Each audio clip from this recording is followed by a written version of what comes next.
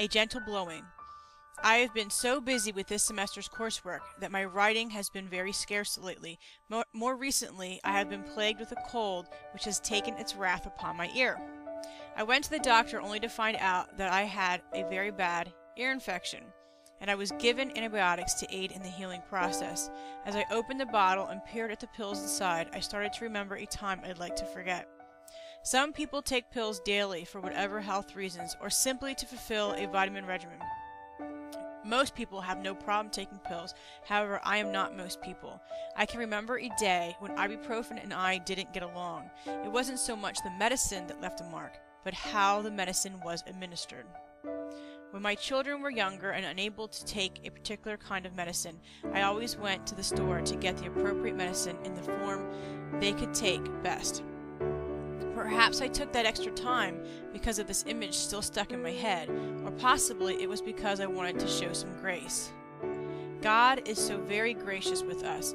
We are all sinners. Romans 3:23-24 states, "For all have sinned and fall short of the glory of God, and are justified freely by His grace through the redemption that came by Christ Jesus."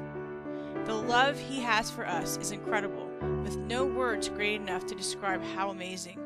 His grace is something we all receive, and we are all to share it with others. There are many people who look at God as an angry God in the Old Testament. People will page through the books and read the story of Sodom and Gomorrah and not see His love. But if we look solely at the story and don't grasp the full picture, we miss God's grace and we miss seeing the love that has been there since the very beginning. 1 John 4 tells us that God is love. When reading the Bible front to back cover, it can be seen that God is love. God is faithful, God is just, and God is so very gracious with all of us. I know some people who believe God will just toss a lightning bolt down to remedy a situation without seeking another solution. What these people do not understand is that from the very beginning, God has been moving and working in our lives for us. He is not against us and not looking for any of us to fall, to hurt, or to not be with Him. And He is not so forceful in ministering what He wants without grace. At times, He is so gentle that He is like the wind gently blowing by. If you read about Elijah's encounter with the prophets of Baal, you will notice that God's glory was shown. It was a great victory. When Elijah was on Mount Carmel, he believed that God would be faithful, and God answered with fire. Yet, after that event, Elijah ran away and hid. He got fearful, and he let his fear get the best of him.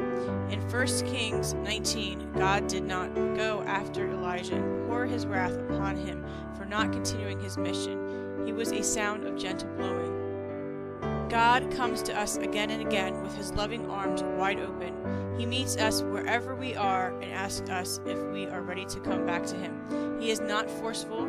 He gives us an invitation, not an order.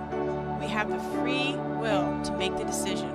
As John 3:16 states, whoever believes in Him will not perish. It doesn't say all will believe. He put out the invitation, and He simply wants us to respond. He would like if we all checked yes, but He will never force us in the matter. Can a mother forget the baby at her breast and have no compassion on the child she has born? Though she may forget, I will not forget you. See, I have engraved you on the palms of my hands. Your walls are ever before me. Isaiah 49:15-16.